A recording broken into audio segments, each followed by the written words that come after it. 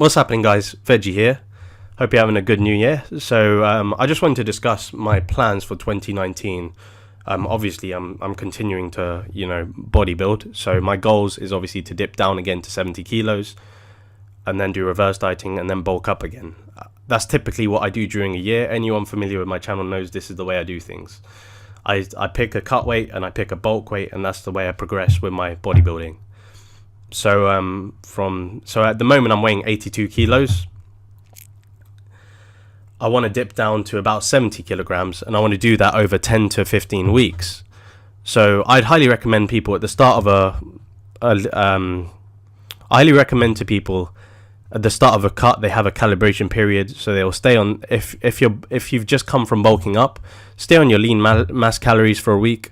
Let yourself have a period of time where you're dedicated to just logging food into a diary and being more anal about, how you're recording your macronutrients, hitting your nutrition goals, and then you can progress down into a caloric deficit from there.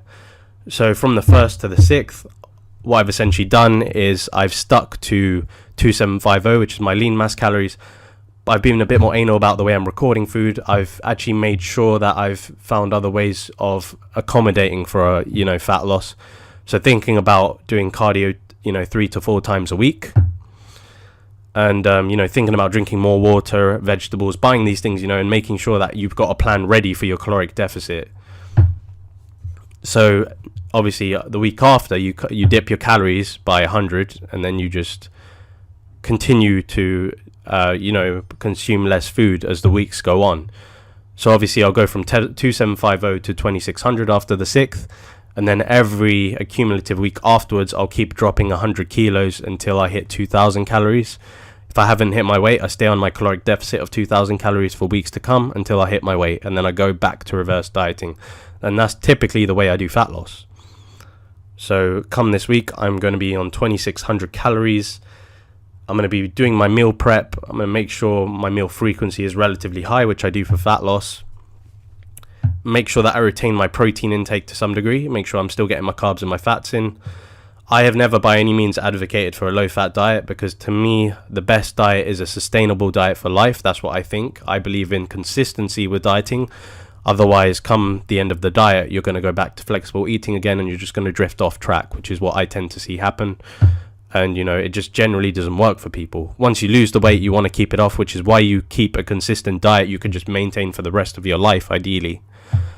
And my diet is literally just setting a calorie amount, setting your macronutrients. There is obviously some leeway there. It's very hard to hit it by the gram.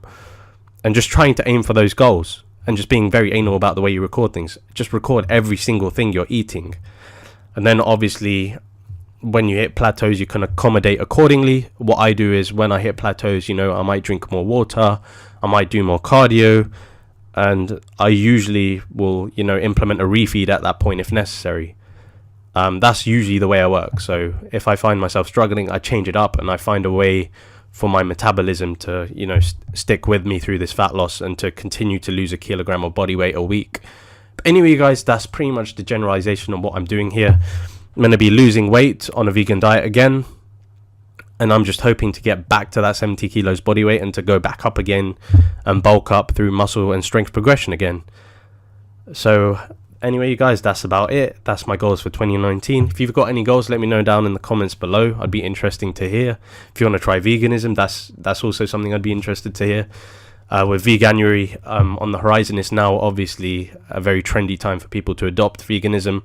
But how many stick with that for life is obviously another story. The same way the people who, the new year comers to the gym, how many of those stick? It's that time of year where people jump onto a trend, and whether they stick or not is a completely another story. Make sure you guys are one of those guys who stick to the trend. Stick with it for life. I don't see a reason why you should drift off track. This is a great way of life. You feel happy, you feel healthy, you actually feel a lot more conscious of what you eat, what you put in your body. It's just generally a healthy way of living life. Anyway, you guys, I'll see you in that next video. Hoping to do more vegan food reviews, hoping to show you how beneficial a vegan lifestyle is and how easy it is to adopt. I'll see you in that next video. Peace.